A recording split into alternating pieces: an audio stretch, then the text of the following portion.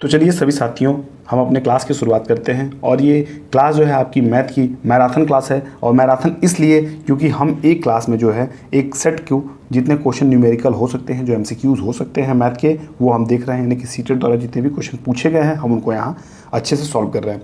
तो ये क्लास जो है 29 दिसंबर 2022 का परीक्षा हुआ था, उसमें सीटेट द्वारा पूछे गए उन सभी प्रश्नों को हम देखेंगे जो आप शायद प्रयास क्यों लगाने का। तो देखिए पहला क्वेश्चन जो हमारा है, पहला क्वेश्चन हम स्क्रीन पे आपको सामने दिया गया है कि एक पुस्तकालय में 5690 पुस्तकें हैं। कितने हैं? 5690 पुस्तकें। एक एक चीज़ हम नोट करते चलेंगे तो हमारे क्या है कि चीज़ें आसान हो जाएंगी। समझिएगा ज़रा, अगर आप 5600 यहाँ लिख लें, थोड़ा इसको हम बड़ा कर लेते हैं, ये एनफ है, ब्लैक ले लेते हैं। दिया कि एक पुस्तकालय में 5600 पुस्तकें ऑलरेडी हैं। सोमवार के दिन विद्यार्थियों को 400 पुस्तकें पढ़ने के लिए दी गई। तो पढ़ने के लिए दी गई तो क्या अभी इनके वापस लेने तो बात तो हुई नहीं। अब पढ़ने के लिए दी गई है, वो घर ले गए हैं या फिर वहीं पढ़ रहे हैं ये नहीं पता, लेकिन उनको दे दी गई है। 5690 में से 425 कम हो जाएंगे। और उसी दिन 273 नई पुस्तकें पुस्तकालय में जमा की गई। तो पुस्तकालय में अब कितनी पुस्तकें हैं? तो बहुत सिंपल सी बात है, आप यहाँ सबसे पहले लिखेंगे कुल पुस्तकों की संख्या यानी कि 5690, और इसमें से माइनस कितना करेंगे आप? 425, और 425 जब माइनस करेंगे आप तो देखिए कितना आएगा। यहाँ 10 में से 5 गया 5, यहाँ आपका 8 में से 2 गया 6, और यहाँ आपका 6 में से 2 गया, 6 में से 4 गया 2, यानी कि 5265 आपका जो बुक है वो देने के बाद बचा है। लेकिन इसमें आपको ये ऐड किया गया कितना? 273। तो 273 आप ऐड करेंगे। तो ज़रा इसको ऐड करके आप यहाँ मैं जोड़ दे रहा हूँ। देखिए ज़रा, आप 5 3 ऐड करेंगे 8 हो जाएगा, 6 7 आपका हो जाएगा 13, 1 कैरी, 2 2 4 5, और यहाँ 5 है, 5 को 5 लिख देंगे। देखिए 55 38 आपको दिया है, ये थोड़ा सा घूम जा रहा है, इसको मैं यहाँ कॉर्नर कर रहा हूँ। देखिए 55 38 आपका सी वाला ऑप्शन दिया हुआ है। तो ऐसे क्वेश्चंस आपके सीटेट में पूछे जा रहे हैं, तो भागिए मत आप ऐसे क्वेश्चन को देखें। ये बहुत इनका लेवल कोई नहीं है, इस क्वेश्चन का लेवल नहीं है। अगर मैं लेवल कहूँ तो इस क्वेश्चन कोई लेवल नहीं है। दिया है कि 1/3 में कितने 1/12 हैं। क्या दिया है कि 1/3 में कितने 1/12 हैं। तो मैं ऐसे क्वेश्चन, देखिए सारे पैटर्न लगभग सेम है। मैं अभी तक जितने क्लास मैथ का कराया हूँ, अगर आप कंटिन्यू देख रहे हैं तो ये चीज़ें आपको क्लियर हो रही होंगी कि जैसे क्वेश्चन पहले सेट में पूछा गया था वैसे ही क्वेश्चन आपसे सभी सेट में पूछे जा रहे हैं। तो आपको इतना माइंड मेकअप करके चलना है कि इससे बहुत ज़्यादा अलग क्वेश्चन आपको देखने को नहीं मिलेगा।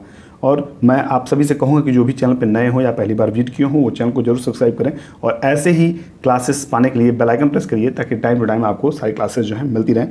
तो चलिए क्वेश्चन देखते हैं कि 1/3 में कितने 1/12 हैं। तो सबसे पहले आप क्या करेंगे कि 1/3 जैसे को तैसा उतार लेंगे, और जो बड़ा वाला हिस्सा होता है ऊपर लिखते हैं, और जो छोटा वाला हिस्सा होता है उसको नीचे लिखते हैं। तो जब 1/3 भागे 1/12 करेंगे आप, तो ये देखिए ये 3 से ये 4 जो है कट जाएगा। और मैं बता दूं कि 1/1, और ये जब समझिएगा ये डिवाइड है ना, तो ये पोर्शन जब आप डिवाइड के नीचे से हटाएंगे यहाँ लाएंगे, तो यहाँ लाने के लिए क्या हो जाएगा? 4 ऊपर हो जाएगा। क्या हो जाएगा? 4 ऊपर हो जाएगा और 1 नीचे हो जाएगा। तो इस तरह जब आप इसको कुछ भी करेंगे तो और लास्ट में ये 4 ही बचेगा। कितना बचेगा? 4, जो कि बी ऑप्शन आपका दिया हुआ है। तो चलिए अगले प्रश्न पर पढ़ते हैं बिना समय गंवाएं। अगला क्वेश्चन क्या दिया है कि एक संख्या 80 के आधे से अधिक है।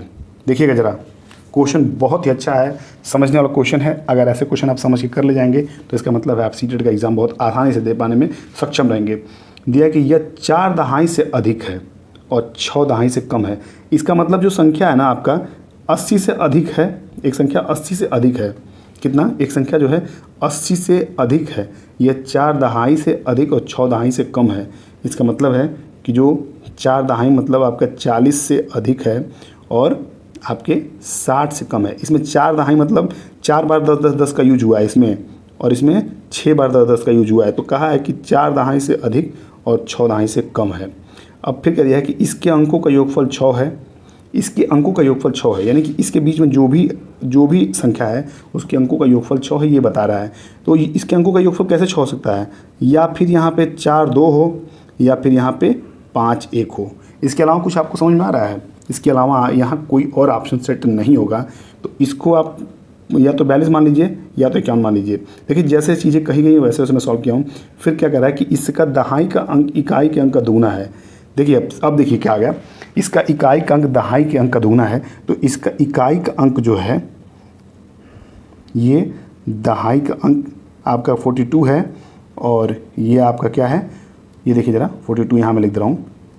इसका दहाई का अंक इकाई के अंक दुगना है, तो ये जो दहाई का अंक है ये इकाई से दुगना है कि नहीं है, तो देखिए आप दुगना है, 2 दूना के 4 है। तो देखिए आप साफ सब समझ में आ रहा है क्या है, यह संख्या कौन सी है, यह संख्या सारे शर्त को फॉलो करते हुए ये 42 आंसर आपका टिक हो जाएगा। देखिए एक एक शर्त मैंने फॉलो कराया है। ये कहा है कि यह संख्या 80 के आधे से अधिक है, तो सबसे पहले ये 80 के आधे से अधिक है, 80 का आधा 40 हो गया, और 40 से ये 42 हो गया। और फिर कहा कि 4 दहाई और 6 दहाई के बीच में संख्या, ये भी हमने फॉलो कर लिया, हमने 40 और 60 लिख लिया बीच में, अभी संख्या नहीं लिखा है।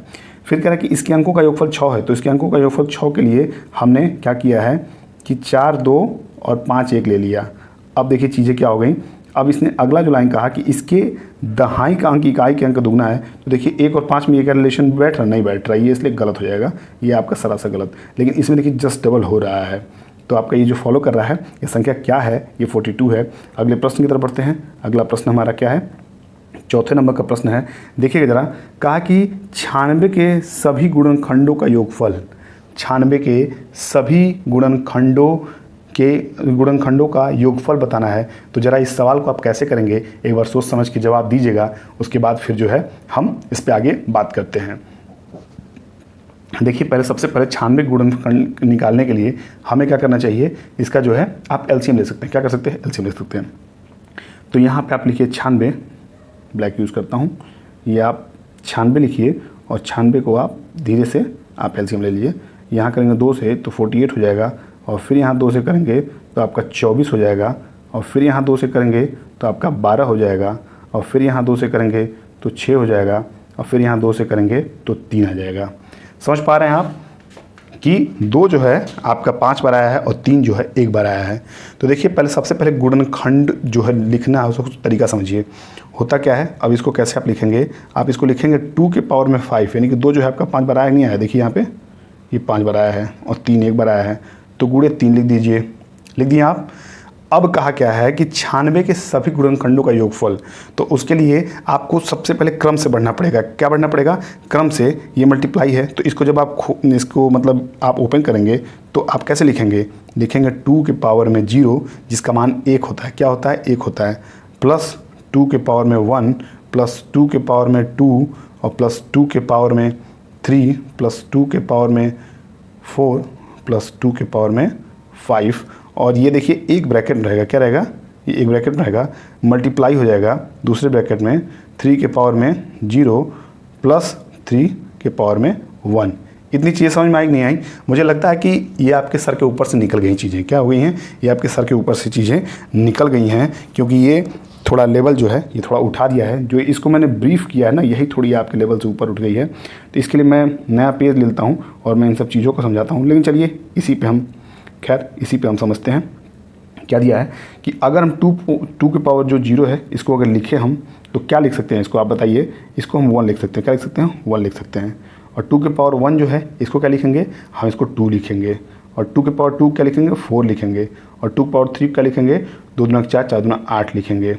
और 2 के पावर 4 को क्या लिखेंगे, इसको लिखेंगे आप 16। और फिर अगला क्या लिखेंगे, 2 के पावर जो 5 है उसको आप लिखेंगे 32। ये एक ब्रैकेट में हो गया। और दूसरे ब्रैकेट में हम 3 वाले सॉल्व करेंगे। क्या करेंगे, इसको सॉल्व करेंगे। तो आपका क्या दिया है कि 3 पावर 0 मतलब 1, और 3 पावर 1 का मतलब आपका 3। अब देखिए ज़रा कि यहाँ अगर आप इस ब्रैकेट सॉल्व किए हैं तो आपको कुल मिला है 4, और इसको आप सॉल्व करेंगे जब इस वाले ब्रैकेट को, तो आपको कितना मिल के आएगा, ज़रा आंसर करिए आप सभी। आपको मिल के आएगा 32 और प्लस 16, ज़रा जोड़िए, ये 8 4 12, ऐसे जोड़िए, 16 4 20, 20 और ये 40, 32 8 40, 60 हो गए, 60 और 3 63 हो गया आपके पास, और 63 और गुणे 4। ठीक है, तो आपको करना क्या है कि 63 गुणे 4 आपको यहाँ कर देना है। और देखिए 4 3 12, 2 4 24, 1 25, 252 आपका आंसर हो जाएगा। 252 जो सी वाला ऑप्शन दिया है इस तरह सी ऑप्शन आपका सही हो जाएगा। ये थोड़ा सा क्वेश्चन लेंदी लगा होगा आपको, क्योंकि ये जो ब्रीफ किया हूँ मैं, यानी कि जो ब्रैकेट को ब्रीफ किया हूँ, ये चीज़ें आपको थोड़ी समझ नहीं आएंगी। चलिए कोई बात नहीं, ऐसे क्वेश्चन अगर आएंगे तो अपना समय गंवाने से बेहतर है कि इसको आप ड्रॉप करके आगे बढ़ जाइएगा, ये मेरा सजेशन है।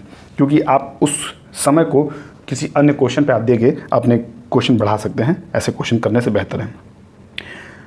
अब प्रश्न दिया है, क्या दिया है कि निम्नलिखित में से सबसे छोटी संख्या कौन सी है। तो अगर आप ऐसे क्वेश्चन किए होंगे तो तभी आप जानते होंगे, बाकी चीज़ें आप नहीं कर पाएंगे। तो देखिए ये आपको दिया है, ये 10 के पावर में 3 है। क्या है? 10 के पावर में 3 है। ये 10 के पावर में 4 है। ये 10 के पावर में 5 है। ये 10 के पावर में 3 है। 10 के पावर 3 का क्या मतलब होता है कि 1 0 0 0। 10 के पावर 4 का मतलब क्या होता है? 1 0 0 0 0। 10 के पावर 5 का मतलब इसी तरह 1 0 0 0 0 0। और 10 के पावर 3 फिर 1 0 0 0। इस तरह के 10 के पावर जब होते हैं, जब इसको शॉर्ट फॉर्म लिखा जाता है 10 के पावर 5 और 10 के पावर 4, 10 के पावर 3, ऐसे आप कर सकते हैं।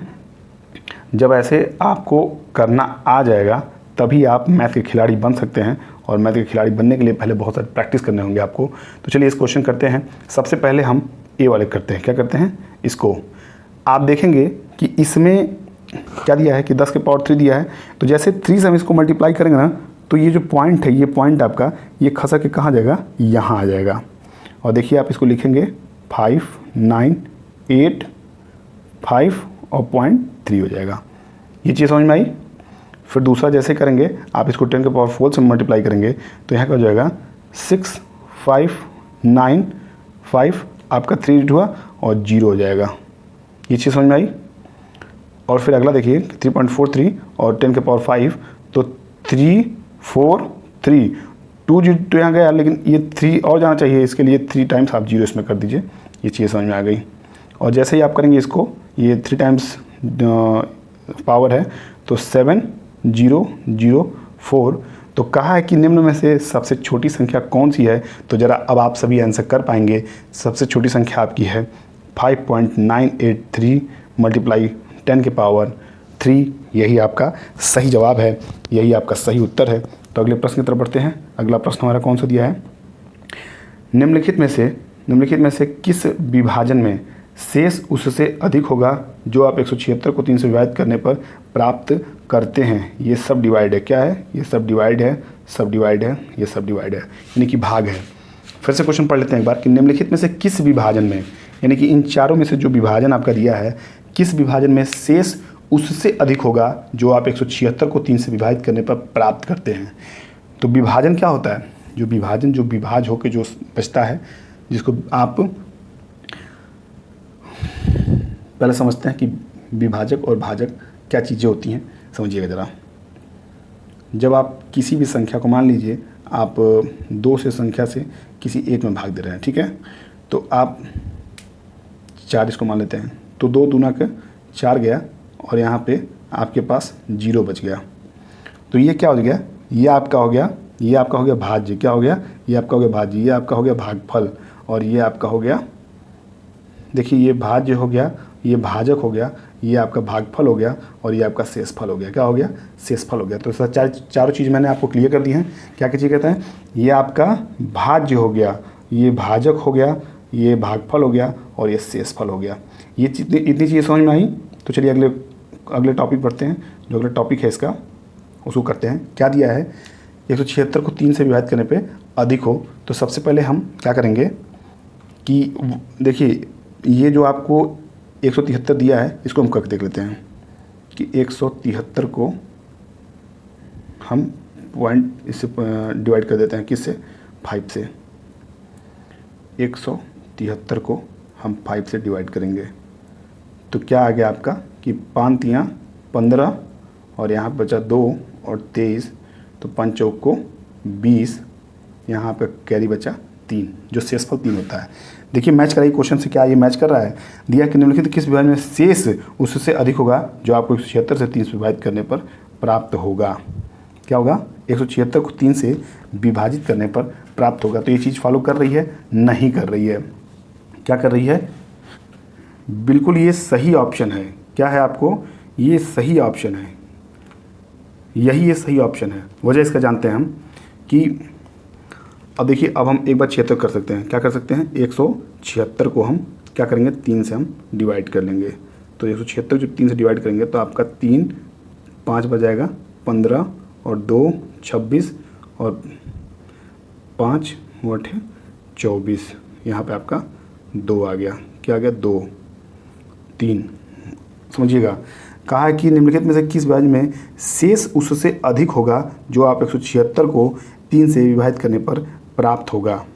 तो ये जो शेष आपका पूछा है, शेष अगर इससे अधिक हो रहा है, देखिए छोटा सवाल है लेकिन कितना बड़ा ये मतलब मूर्ख बनाया है इस सवाल ने कि अब जो है आपका कि क्या हो गया, यहाँ पे जो इसका शेषफल आया है 176 को 3 से डिवाइड कर रहे हैं 2 आ रहा है शेषफल, और हम 173 को जब 5 से डिवाइड कर रहे हैं तो यही 3 आ जा रहा है। बाकी चीज़ें आप करके देखिएगा, ये भी कर सकते हैं आप, ये भी कर सकते हैं, ये भी कर सकते हैं, ये हर हाल में इससे कम आएगा। क्या आएगा, कम आएगा। तो अगले प्रश्न की तरफ बढ़ते हैं। अगला प्रश्न, अभी और सारे प्रश्न इसको करने हैं तो टाइम ज़रा ज़्यादा लग जाएगा। तो अगले प्रश्न पर बढ़ते हैं कि एक समचतुर्भुज की कितनी सममिति रेखाएँ हैं। पहले हम जानते हैं कि सममित रेखाएँ होती कैसे हैं। जैसे समझिएगा, ये जो एक सीधी रेखा हो गई और एक सीधी रेखा को लंब रेखा जो काटती है, सीधी रेखा को लंब रेखा काटती है, उसको सममिति रेखा कहते हैं। क्या कहते हैं, सममिति रेखा, सममिति रेखा। तो चलते हैं अपने प्रश्न की तरफ। हमारा प्रश्न जो भी दिया है उस प्रश्न को बड़े ध्यान से करेंगे। दिया है कि पहले समचतुर्भुज जान लेते हैं। क्या है समचतुर्भुज? समचतुर्भुज जो है कुछ इस तरह आपका होगा समचतुर्भुज, ठीक है। और समचतुर्भुज में अगर हम एक काल्पनिक रेखा इधर लंबी से ड्रा करें और इसी पे ऐसे लंब हम डाल दें, तो जरा बताइए इसमें आप कितनी सममिति रेखाएं बना सकते हैं। आप इसमें हर हाल में आप क्या कर सकते हैं, एक ये और एक ये 2 सममिति रेखाएं बना सकते हैं। तो देखिए बी, इसको आपको रट के जाना पड़ेगा। इसको समझने के लिए आपको एडवांस में उतरना पड़ेगा, जिसमें बहुत टाइम लगता है। अभी फ़िलहाल आपके पास इतना टाइम है नहीं, तो इसको आपको रटना पड़ेगा। समचतुर्भुज कितनी सममिति रेखाएं होती हैं, तो 2 होती हैं। अगले प्रश्न की तरफ बढ़ते हैं। अगला प्रश्न हमारा दिया है कि मेधा ने अपनी कॉपी में 3 कोण 108, 75 और 90 अंश के रूप में मापा। यदि वह इन कोणों को निम्न रूप से क्रम में वर्गीकृत करती है तो निम्नलिखित में से कौन सा सही है। तो समझिएगा, सबसे पहले 108 है। हम देखिए इसमें जितने कोण दिए हैं उसकी मैं परिभाषा आपको बता दे रहा हूँ, तो शायद आपको करने में आसानी होगी। इसमें सबसे पहले हम जानते हैं कि न्यून कोण क्या होता है। न्यून कोण, न्यून कोण किसको कहते हैं? न्यून कोण वो कोण होता है जो 0 से बड़ा हो लेकिन 90 से कम। जैसे 0 से बड़ा और 90 से कम हो, वो आपका न्यून कोण कहा जाएगा। इसको नोट कर लीजिएगा आप। इसी तरह आपका समकोण की बात आ जाए तो समकोण सभी लोग जानते हैं, मैं कई क्लास में बताया हूँ। समकोण 90 अंश को कहते हैं। क्या कहते हैं? समकोण 90 अंश को कहते हैं, यानी कि न 90 अंश से कम न 90 अंश से ज़्यादा। और अधिक कोण किसको कहते हैं? अधिक कोण आपको कहते हैं, किसको कहते हैं? अधिक कोण आपका कहते हैं जो 90 से ज़्यादा हो। कितना? 90 से ज़्यादा हो लेकिन 180 से कम। 90 से ज़्यादा और 180 से कम, उसको हम अधिक कोण कहते हैं। तो चलिए अब इस क्रम में हम सजाने का प्रयास करते हैं। तो 108 को क्या बोलेंगे आप? ये 90 से अधिक है कि नहीं है? तो देखिए अधिक कोण कहेंगे। तो ए में भी दिया है और सी में भी दिया है, बाकी बी ऑप्शन आपका कट जाएगा, डी कट जाएगा। अगले बढ़ते हैं 75 अंश। तो 75 अंश आपका क्या है? 90 से ज़्यादा है नहीं, 90 का बराबर है नहीं, ये है क्या? 90 से कम। और कम जो है वो आपका क्या किस में आता है? वो आता है न्यून कोण में। और देखिए अधिक कोण के बाद न्यून कोण ए वाले ऑप्शन में आया है, बाकी सी वाले में संपूरक कोण आ गया है।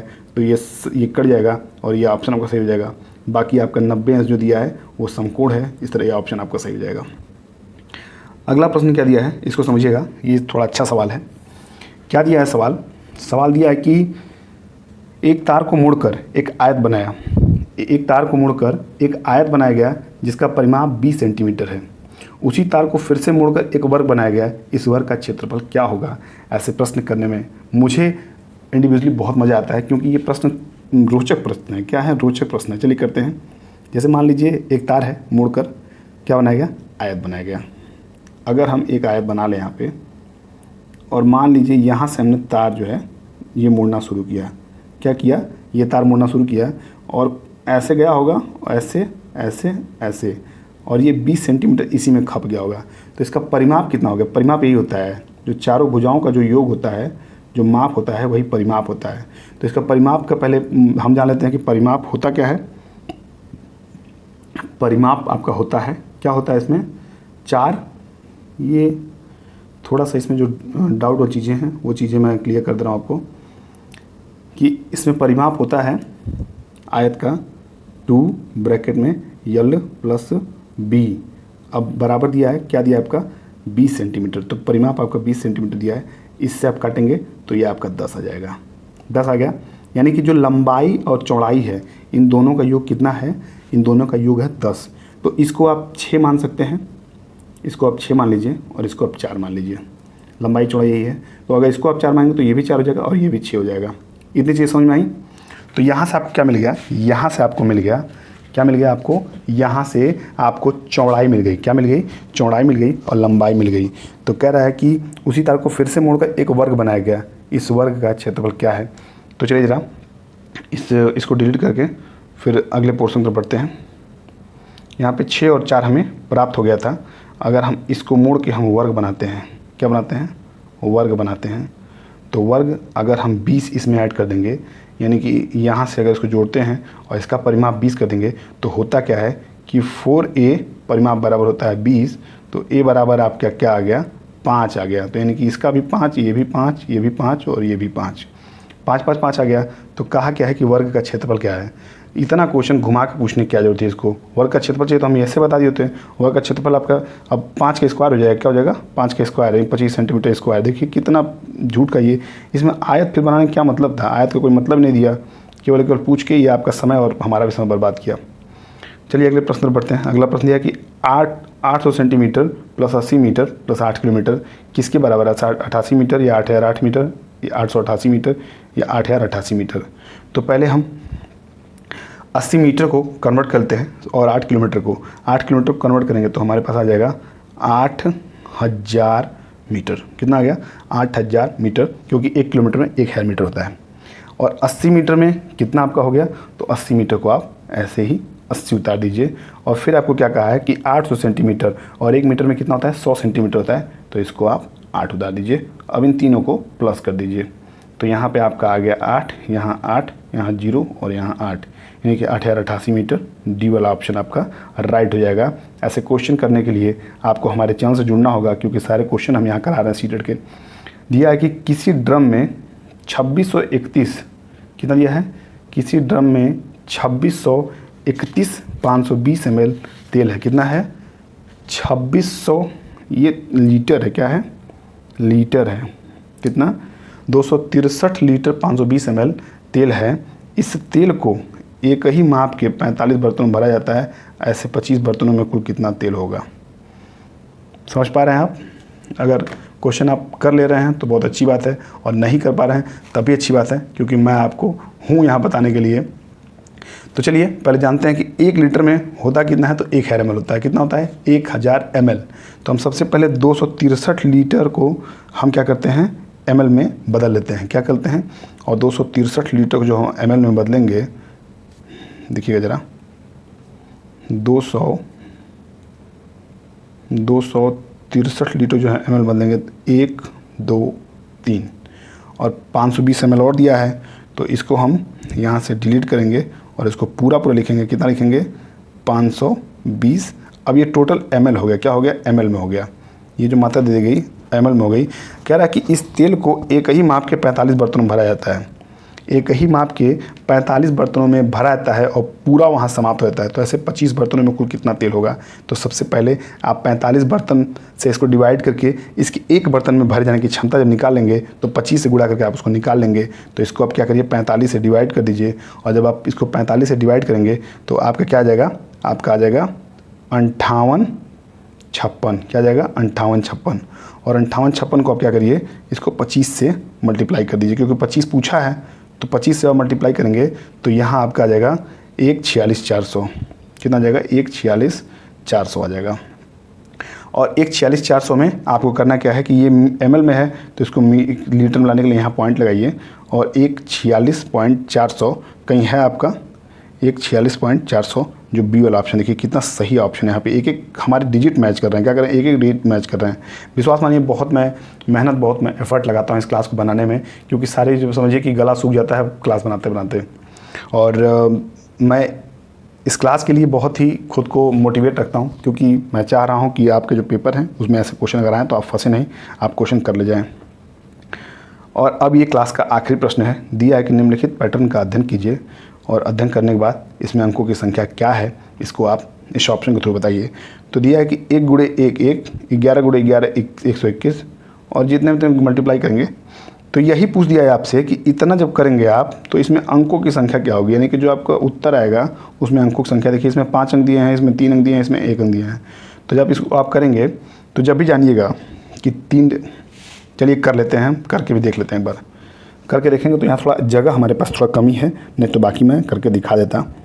वैसे करना क्या है, आपको कुछ नहीं करना है। जब भी ऐसे कभी नंबर आपको मिले करने के लिए, जब भी आपको ऐसे कभी नंबर मिले आपको, तो सबसे पहले आप क्या करिए, आप जब भी 1 1 1 से गुणा हो उसी सेम बराबर डिजिट में, तो आप सबसे पहले इस संख्या काउंट कर लिए। ये कितने बार दिया है, 5 बार दिया है, तो आप बीच में 5 लिखिए, 5 लिखिए, फिर इधर 4 लिखिए और फिर इधर भी 4 लिखिए, फिर इधर 3 लिखिए, फिर इधर भी 3 लिखिए, फिर इधर भी 2 लिखिए, फिर इधर भी 2, फिर इधर 1 और इधर 1।